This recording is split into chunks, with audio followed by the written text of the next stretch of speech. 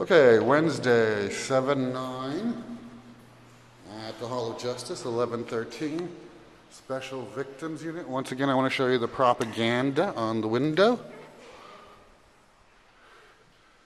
True peace is not merely the absence of tension, it is the presence of justice. Now, mind you, this is the division for the CIT officer, Ms. Kelly Kruger, the psychiatric liaison, the person who sits on the mental health board. Let's see, justice?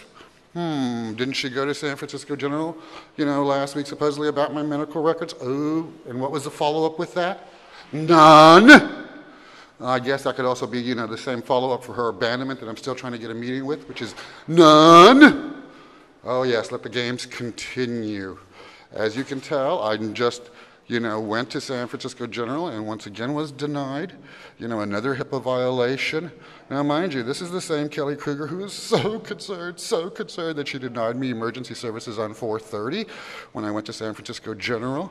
Are you learning the games? Keep watching the inhumanity as I will continue to document it.